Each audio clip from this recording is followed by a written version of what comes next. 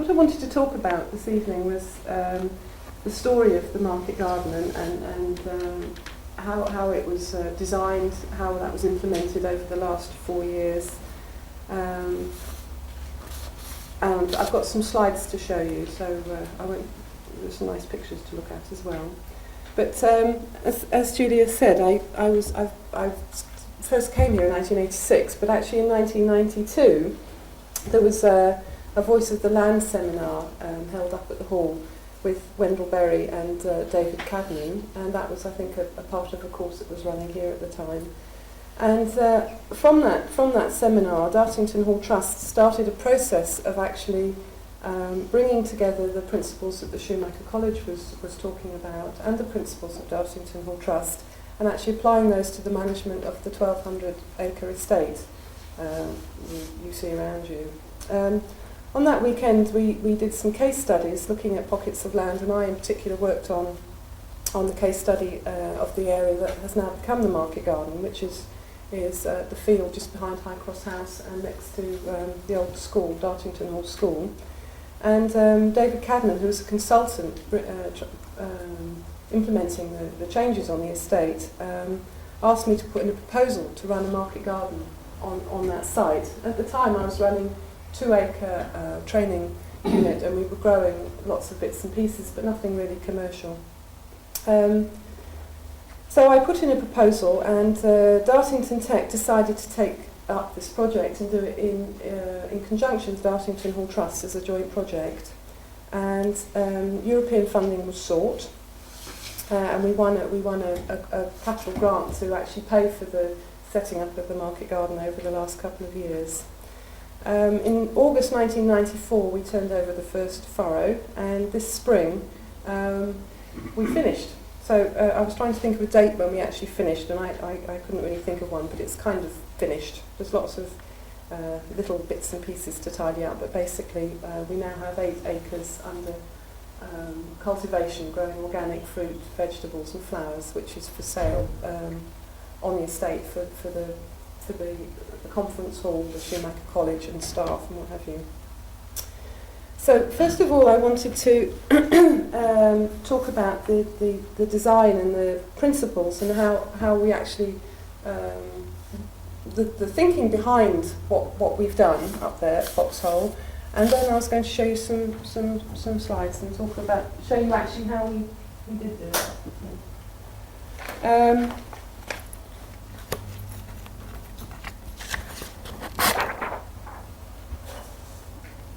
So I don't know how many people are here interested actually in organic growing, but first of all I felt before I could actually do design for market garden, I needed a set of principles that... Can you see? I'll sit down perhaps.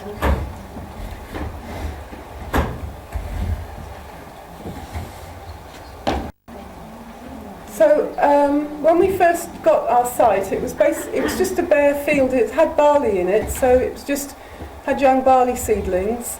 And I invited Anne Williams down from Dartmoor with her horses to do some horse ploughing. At the same time we did some ploughing with the tractor as well. She allowed all of the trainees to have a go with the horse and the plough, which I understand is the best way to learn ploughing, because it's the hardest way, apparently. And that was lots of fun. We've done that the last couple of autumns, had the horses in. Let's show you another picture. So that was August 1994, so that was really ploughing our very first furrow. And that's just to show you what a good job horse ploughing does. You can see how the soil is really turned over. A tractor would leave great tram lines in the soil and a lot of compaction. The horses apparently do get a bit upset sometimes though, so you have to be very nice to them.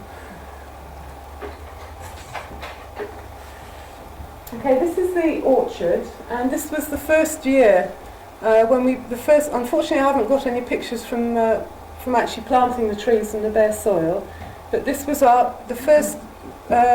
this was last summer, so this was the first year of the trees growth. I bought the trees from an orchard, from a nurseryman in Suffolk, because you can't buy them locally. And because it's an organic orchard, I did a lot of research onto what trees, what cultivars to buy. Because apparently there aren't any organic orchards being planted, as far as I could find out in the country. So, and the information on the apple trees was very conflicting. Devon's not a good place to grow fruit because it's very wet and you get lots of scab and canker.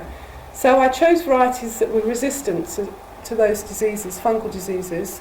And because the information was so contradictory, I actually planted each row in the orchard of a different variety. So over the years we can watch how they grow, and if any of them get very bad pests or diseases, we can actually just take a row out and put another variety in there. So that will give us lots of hope, lots of information, I hope, in the years to come. The other thing I did in the orchard was for each row is because it's a different variety, it also ripens at a different time of the year. And so because we want to produce little and often,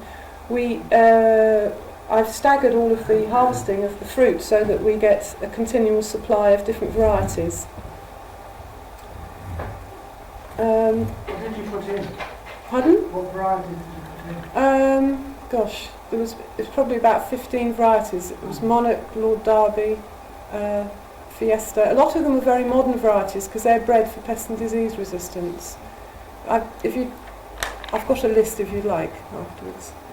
It's just another view of it. We had to put rabbit fencing all the way around it because we have a big rabbit problem, and it's all been planted through a plastic mulch which keeps the weeds down and keeps the moisture in. And last summer we didn't have to give them a drop of irrigation water, which I was pleased with. And that was this spring. This is their second year, so that was a blossom, and we've got a very good fruit set, so we'll be probably picking, I hope, 2 or 3 pounds of apples off of each tree, which in their second year is very good. For those of you that are interested in apples, they're actually on a semi-vigorous rootstock, which means they'll be about 12 foot tall, so they'll look halfway between an intensive apple orchard and halfway between a nice old-fashioned one. Okay, this is, actually looks messy, doesn't it? This is our main plots area, and that was last year. And because we only brought 3 acres of land into production last year, we actually put all of our crops in there. And you can see some potatoes and onions, I think. And what's under the white stuff is called fleece, and underneath that was our carrots. That was this spring. There's not so many weeds in the spring. And this is some of the machinery we used to plant potatoes. Last year we planted potatoes by hand. This year we found a nice old piece of machinery that planted them for us. So we planted an acre of potatoes, I think, in the morning or afternoon, which is a lot quicker than doing it by hand. And these are the potatoes a few weeks later. And this week we harvested the first of the potatoes. Although I haven't got a picture of that yet. That's our onion crop. So you can see it's fairly weedy, but actually that's not bad for an organic farm. I'm quite happy with that level of weed control. Won't ever be perfect.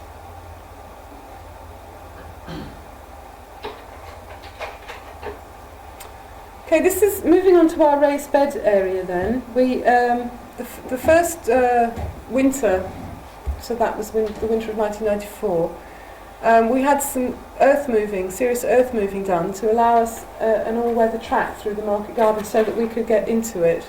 And they threw up a huge amount of soil. I think we worked out about 1,000 tonnes.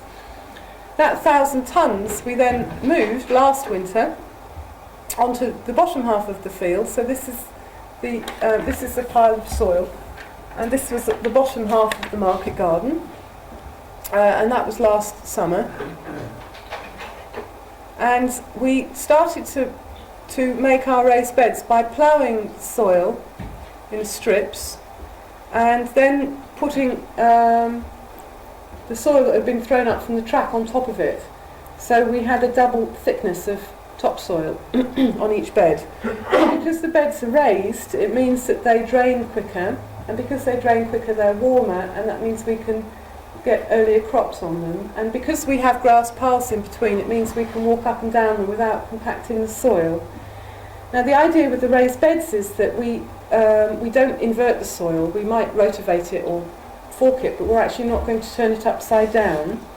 And because we don't turn it upside down, the soil microflora and fauna, the microorganisms in the soil that improve the soil fertility, won't be destroyed. When you turn the soil upside down, you bury these bacteria and fungi and you kill them. And those bacteria and fungi are actually converting the nutrients in the soil into a form in which the plants can absorb easily. So theoretically, with raised beds, the soil fertility should be much higher than with the area that we ploughed. So again, it will be interesting to see how the soil fertility in those two areas turns out over the years.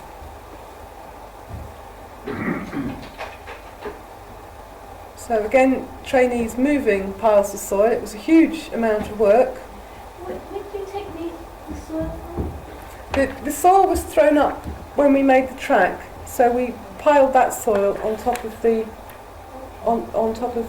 furrow that we ploughed.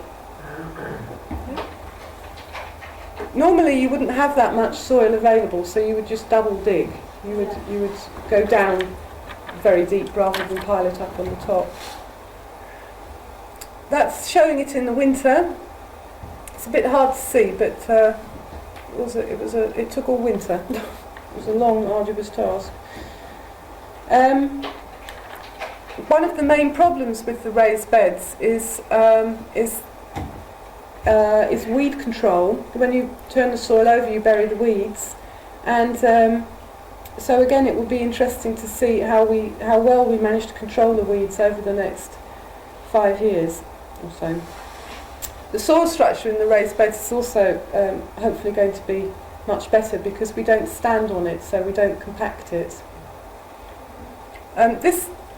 When we'd finished moving the soil, I don't know if it's easy to see, but we ended up with a very wide strip of land, about 6 metres wide, all the way through the market garden, and I didn't quite know what to do with it, so we planted it up with standard old-fashioned Devon apple varieties, and any other tree that you can eat, basically. So quince, and we've got some cherries in there, and anything else you can think of. And we actually underplanted that with a mixture of wild flower seeds to attract predators, natural predators that would eat our diseases, our pests that we get on the crops. And this is the raised beds now, planted up with beans and runner beans and French beans and lettuce, like the one Julia brought.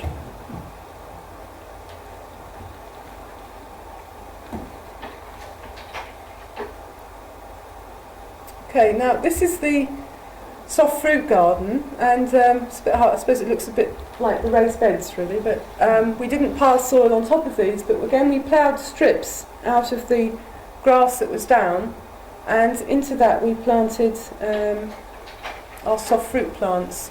So that's actually looking down the hill at what now is planted with strawberries, and over here we've got raspberries and blackberries. We've planted an acre of soft fruit, and that again is to do that organically is very unusual, especially in this area. These are our young raspberry plants. Unfortunately, we won't be able to eat them for a year, but the young plants, I don't know if you can see in there, and we've mulched them very heavily with grass to keep the weeds down and the moisture in. Again, you can see the orchard just above them.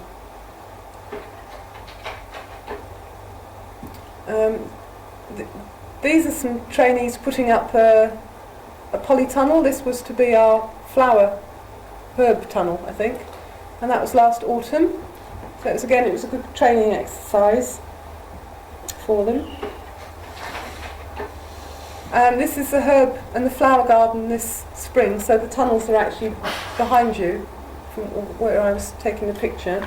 And over here, although it's a bit hard to see, we've actually planted about 400 trees, which hopefully will be shelter belts in a couple of years, to protect from the northwesterly winds that come off of Dartmoor. These are, as I said before, our highest value crop, and again we grow flowers organically, and again that's quite unusual because you don't eat flowers. Most people think they don't need to be grown organically, but it's actually very easy to do it. And that was our first flowers we had from that area, tulips. And that's Mike picking the tulips. Usually find the men don't like to do that. Yeah, especially not having a picture taken of them. And this is our herb tunnel. Again, it looks a bit scruffy, but that was our first dill crop from the tunnel, and chives, and I think you can see coriander in there. So we managed to cut tarragon and coriander in about February, I think, or March this year, which is very early.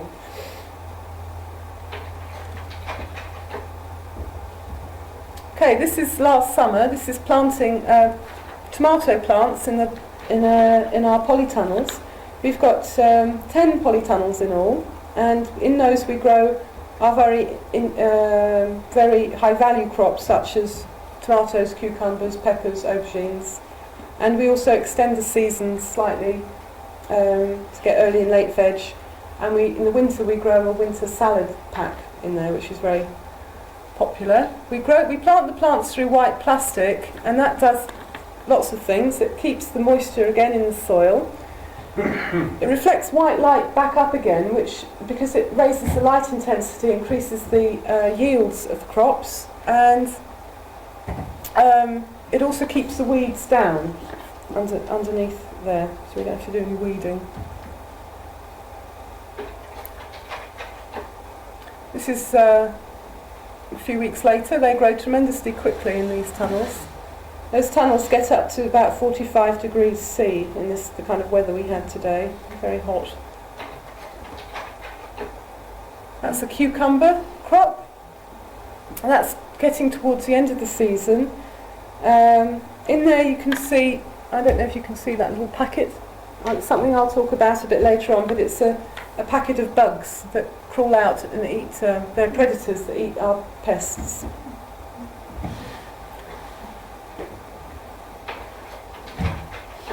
And that's the tomatoes, again at the end of the season. And last year, because we had such a warm autumn, we actually were cropping right up until November, I think, with our tomatoes.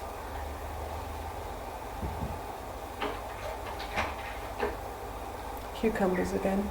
Because these crops are grown in the soil, they taste very differently than what you normally buy in the shops, because the stuff that's grown, the tomatoes and cucumbers that are grown commercially, are usually grown in water with fertiliser dissolved in it.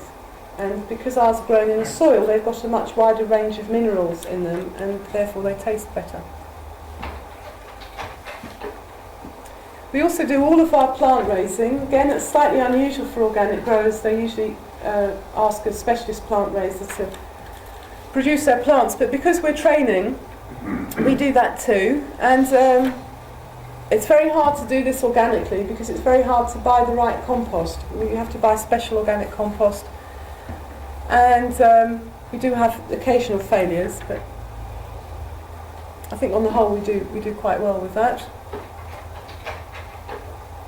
This is our asparagus crop, and we actually grew our asparagus from seed last year. I can't remember how many plants, 300 or 400. And this is our asparagus patch. I think those lads are actually learning to turf there, but you can see the asparagus has been planted out under these little mounds, and again through black plastic to keep the weeds down. So it was sown last March, and then it was planted in the autumn.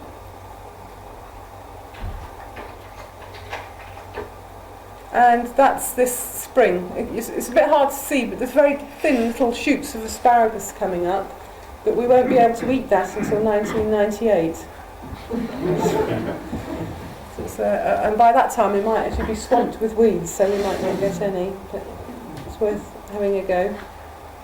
Apparently that little patch there, that you can see, should be worth about £1,000 in value every year if we actually get a crop off of it. Composting, just to show what we do in the winter when it's cold, and we build compost heaps. So we collect a lot of waste on the estate from the nursery. The trees and the shrubs that they grow up there that don't make it, and the trimmings that they have, they throw away. So we collect that waste, which is mostly peat and sand. We collect manure, calf manure from the farm, which again the farmer can't really use. We try to collect the vegetable waste from the kitchens as much as possible. And we of course have an abundant supply of weeds on our doorstep, so we pile all of those up all summer. The gardens department also sometimes has too much grass cuttings and leaves to fit in their quarry, so we take all of that, and in the winter we build as many compost heaps as possible, and in the spring we apply that at 20 tonnes per acre onto the market garden. It's a lot of moving of stuff. I think that would be a job that would be worth mechanising. Do you have a problem with rats on compost? We do. We have a big problem with rats on the compost. What do you do? We get the rat man in. But what we try to do is not to. That's the problem with with getting the kitchen waste. Is that's what the rats like. So what I'm trying to do with the kitchen waste is to build large-scale worm bins that we can rat-proof, put them inside a building, and put all of the vegetable waste in that, because that's what the rats are after. So you should, cooked food, meat, and raw vegetables is what they're after. But yes, it's a bit of a problem. Hopefully we have a solution. Did you say meat? Sorry, meat. Yeah, some people put meat on their compost heap. That would attract. Yeah. So large-scale worm bins is the. We've been trying some of those out, but we haven't managed that successfully yet. Okay, this is a little bit where some of the other parts of the community get involved in little projects down there. We built a small car park, and a project at the edge of the car park was to actually build a brand new Devon bank, and that was done with the Dartington Tech's Environmental Training Group, but it was also done as the Devon Rural Skills Trust training day. The groups of volunteers come to learn how to do these traditional Devon skills. And I think Jack Conaby, a local farmer, spent a couple of weekends there with local people learning how to build a stone bank. And it looks very nice, I must say. So that's what it looks like in the middle. It was an awful lot of work.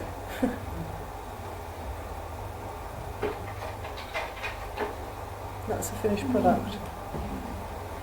It's now covered in grass.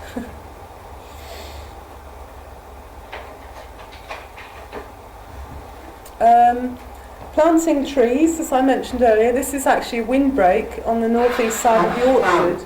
So the blossom in orchards, the crops in orchards can be damaged with cold winds in spring, which come from the northeast. So we've planted a beech hedge there that probably will be some time in becoming effective, but I'll get there in the end.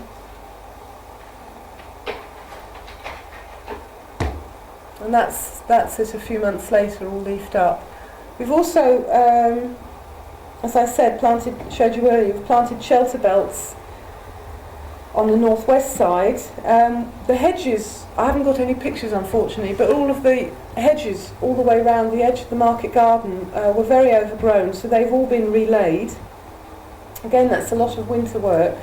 And all of the wood that comes out of there, we've chipped. We put it through a big machine that grinds it up, and then we use the resulting wood chips as mulch. The bigger pieces of wood have gone to a charcoal burner who's due, I think, on the estate sometime. So we've probably planted almost 1,000 trees, I'd expect, just on an 8-acre site, easily, I would have thought, over the last couple of years. And so some banks we've relaid, some we've just replanted because all the trees on them have died. Chickens. We don't. The chickens aren't ours. They're kept by a couple of other people on the estate. But they're a very useful addition to a market garden. In the winter, we take them out. We let them out, and we run them over the areas of land that has finished cropping. And what they do is eat the slugs and anything else they can find. They eat the weed seeds and they eat the ends, the residue of the crop, any bits and pieces we've left on the top. So they actually do a very good job at cleaning up after us. So we run them over the entire market garden in the winter, and in the polytunnels in the spring. At the end of crops, they do a very good job. Chickens are also very popular with the local nursery group, and they come down once or twice a week to feed them, and for various other people, I think, have adopted them. So they're very friendly chickens, children especially. When the children come, the chickens get terribly excited because they know they're going to get lots of food.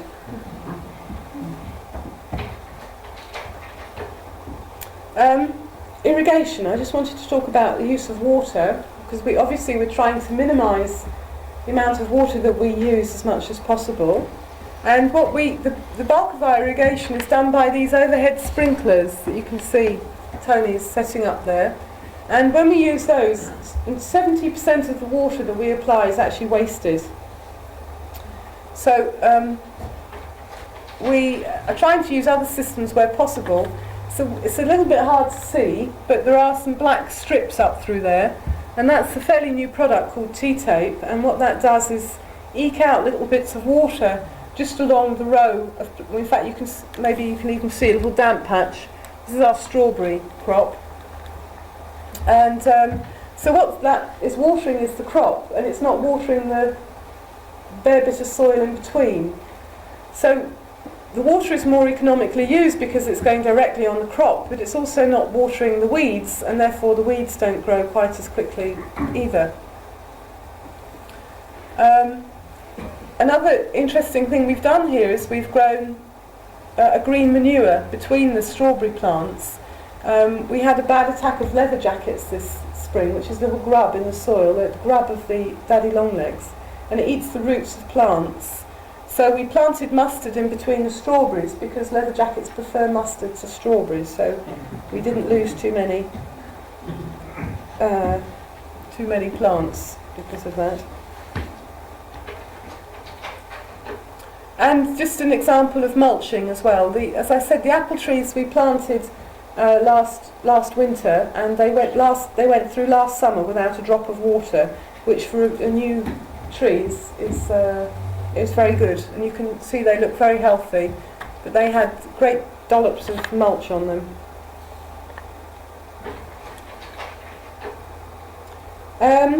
Pest and disease control. Actually, I'll just go back one from the apple tree. I think I mentioned before resistant varieties, but wherever possible, I use resistant varieties of fruit and of the vegetables as well. So a lot of the modern varieties have actually bred resistance to pests and diseases in them, have the resistance built into them, which obviously is the easiest route because you don't have to do anything. We use lots of fleece, and we use that particularly on our carrots because that actually acts as a barrier, stopping the carrot root fly actually getting to the carrots. It can smell them, but it can't get in. Rabbits hop over the top of them. The pheasants hop over the top as well. And also it's slightly more warmer underneath there, so you get slightly better plant growth. Rabbit fencing. We've gradually been, over the winters, been putting up lots and lots of rabbit fencing just to keep them in the banks where they belong and not in the cabbages. And biological control. We actually buy in biological control from a company that comes through the post. Every week we have a delivery of bugs, and I've got some samples. Like the entomologist actually came today, and we found quite a few examples of pests, and you can actually see where they've been predated by the predators or the parasites. So we have a delivery of bugs every week, and we go and sprinkle those around in the tunnels, and they do a very good job. We get almost 100% control of the pests in the tunnels. Because the tunnels are so hot, we get lots of foreign pests in there, like red spider mite and whitefly. So the predators are also have been developed from foreign sources to cope with the high temperatures in there. So I'll pass some of those round at the end. Some of the lads, just to show you what teaching groups of youngsters is like. They're laying a drain there.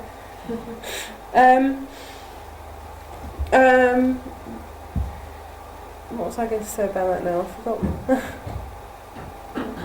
Oh yes, the training. As much as possible, we do the training for real. We used to have to mock up a lot of training exercises, and now with such a large acreage, we can do virtually everything for real. And I've actually found that although some of the tasks might be more arduous, like laying this drain actually took them 2 or 3 days and was a lot of work, because it's for real, the training, the learning in it is also much better than it would be if you were just giving an example of how to lay a drain. So I've been quite pleased with the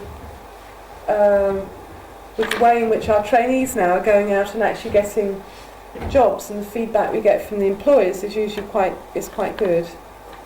I put that one in just to show you that most of the photos I noticed, or slides I took on sunny days, but there's many non-sunny days, and that's trainees harvesting.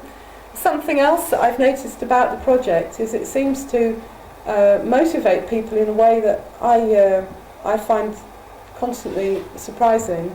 People come in, I mean the trainees get their unemployment benefit plus £10 a week, and they come in and will work a 35-hour week, and they'll work very hard. And they'll work very hard at tasks that are really quite repetitive, like harvesting or like planting. So the training value in it for them sort of diminishes over the time that they're there, but they continue to work incredibly hard for very little. And I feel that that's got something to do with actually growing produce. It's seeing the cycles around, and it's something to do with the, I don't know, it's sort of created a place that I think is quite nice for these people to work, and they enjoy it. So it always amazes me that they'll go out there in the drizzle and harvest cabbages for hours on end for no money. And I put that one in just again it's about community building. We planted a tree, that was actually for the 70th anniversary of Dartington Hall Estate. We've also planted trees. I've planted some trees for trainees that have had children born. We had a member of staff that died recently, so we've planted a tree for her as well. And it's just quite nice to get together as a group and plant a tree. Gives you a space to do those sorts of things. Okay. And that's all of the slide.